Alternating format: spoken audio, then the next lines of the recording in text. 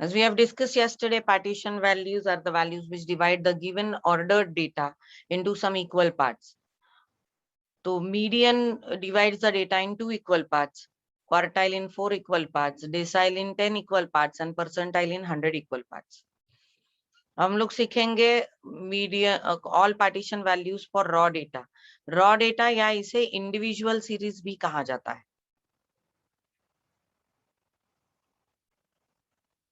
तो मीडियन कैसे निकालेंगे? Median lies in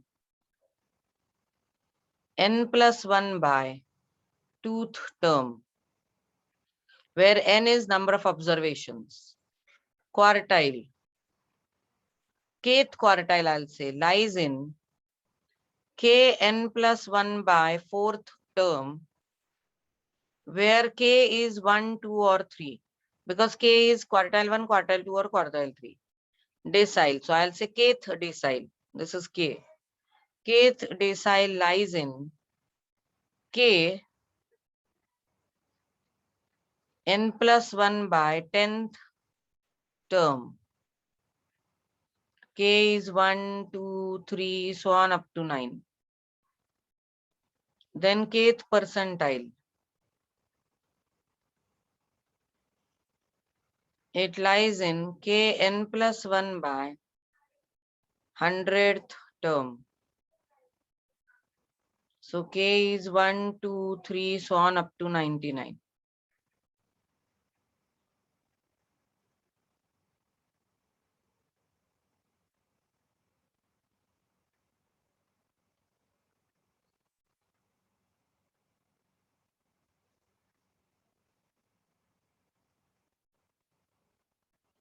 This is the formula for raw data. अब हम लोग raw data लिया है तो इसका मीडियन सब निकाल के देखते हैं। पहला स्टेप ये है कि ये पूरे डेटा को असेंडिंग ऑर्डर में अरेंज करना है। तो वो हुआ 20, 23, then 30, then is 40, sorry 30 के बाद आएगा 34, then 40, then 45, then is 52. What is n here? N is number of observation, that is 1, 2, 3, 4, 5, 6, 7. N is 7. Now median. Median lies in 7+1 by 2th term. तो ये 8 by 2 मतलब 4th term हुआ। तो median 4 नहीं है, ये अरेंज डेटा का चौथा टर्म जो है वो मीडियन है। तो वो कौन सा? 1, 2, 3, 4, 34 is median. See, it is the middle value. Okay, so median is 34. अब अगर क्वार्टाइल निकालने हैं तो फर्स्ट क्वार्टाइल लाई करेगा 7+1 by 4th term में, 1 into 7+1 by 4th term, that is 8 by 4, that is second term. तो सेकेंड टर्म क्या है? सेकेंड टर्म इज 23, तो आपका क्वार्टाइल 1 क्या हो गया? 23.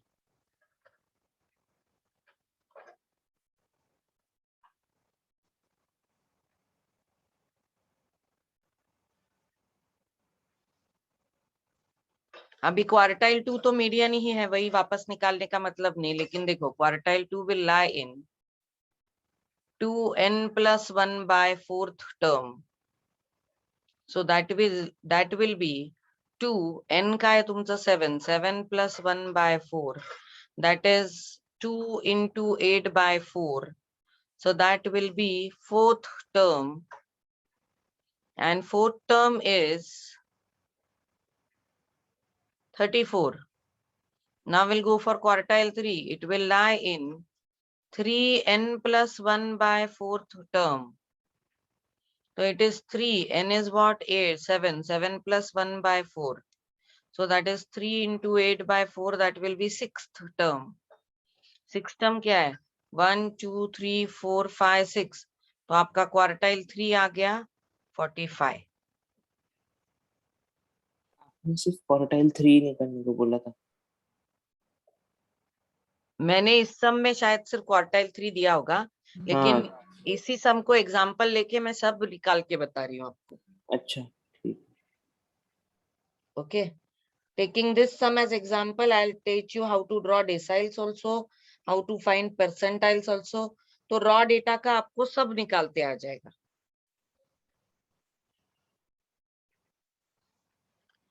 तो अगर अब मैंने डेसाइल निकालने का बोला, तो डेसाइल तो D1, D2, D3 ऐसे D9 तक होता है।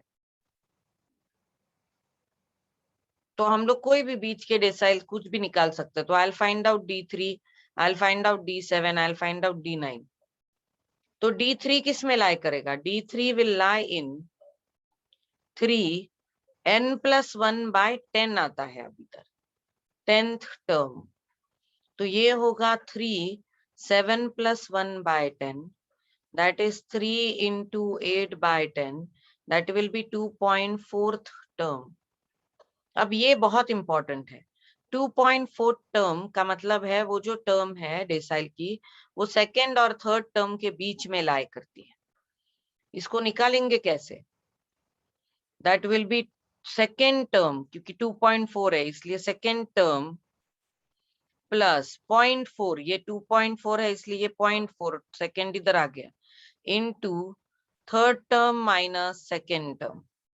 तो सेकेंड टर्म पूरा और थर्ड और फोर्थ टर्म, सेकेंड टर्म के बीच में जो डिफरेंस है उसका 0.4 पार्ट लेंगे हम लोग। तो सेकेंड टर्म है 23 प्लस 0.4, थर्ड टर्म आपका क्या है 30, 30 minus 23, so 23 plus 0.4 into 7, 23 plus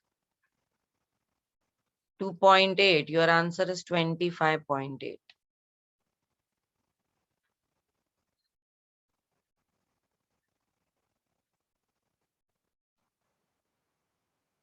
Now let us find out D7. Now D7 lies in 7n+1/10th term. That is 7 8/10.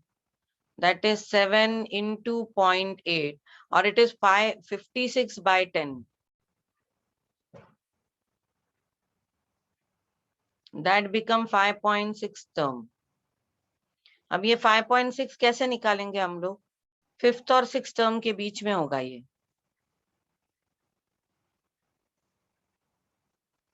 1 2 3 4 5 6 40 आणि 45 च्या मध्ये आहे हे।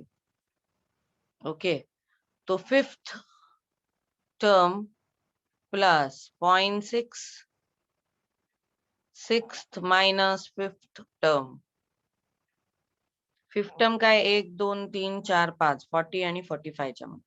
So it is 40 plus 0.6, 45 minus 40, 40 plus 0.6 into 5, 40 plus, this is 3, answer is 43. So your decile 7 is 43.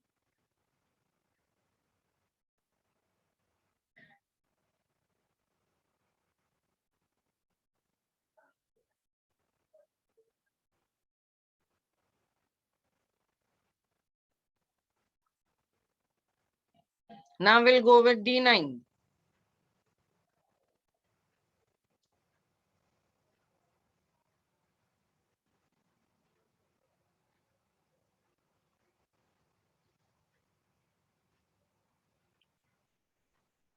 Now let us find out D9. D9 will be, it will lie in 9 n+1/10th term.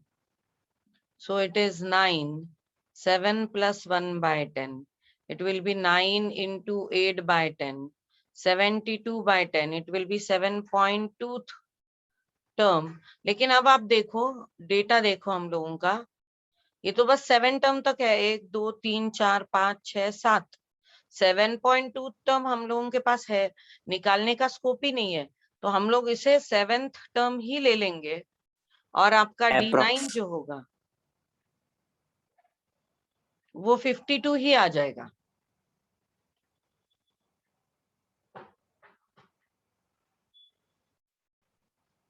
D9 जो है वो 52 ही आ जाएगा।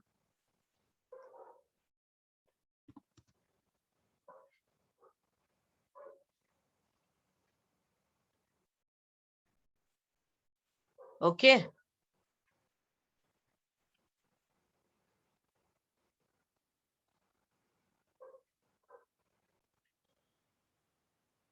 ना finding percentile for this data. Percentile हम लोग कैसे निकालते हैं? P। अब परसेंटाइल n+1/100 में आएगा। तो अगर मुझे कोई भी परसेंटाइल निकालना है, सपोज 35th परसेंटाइल निकालना है, तो it will lie in 35 n 7+1/100। So 35 into 8 divided by 100, वो वैल्यू आती है 2.8।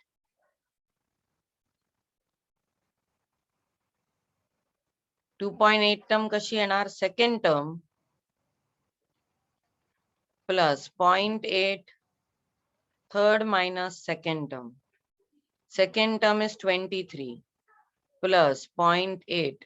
Third म्हणजे काय आहे? 30 minus 23. 23 plus 0.8 into 7. So it will be 23 plus 5.6. 5.6. It will be 28.6. Okay. Like this, we can find any percentile. Any percentile. Suppose percentile 73 चाहिए, तो वो किस में lie करेगा? 73 7+1/100. And that will be 73 into 8 divided by 100. It is 5.84th term. तो वो होगा 5th term plus 0.84 6th minus 5th term. 5th term क्या है? 1 2 3 4 5.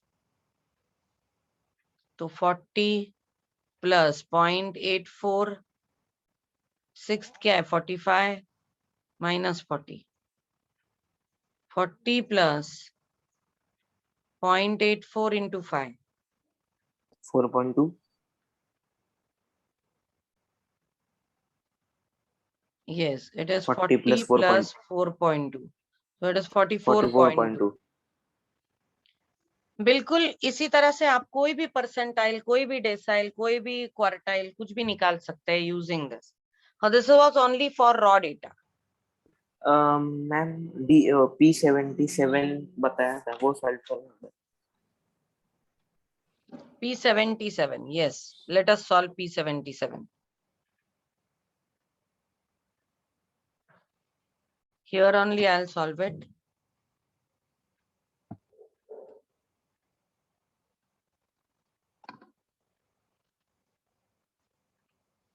अब P77 किस में lie करेगा?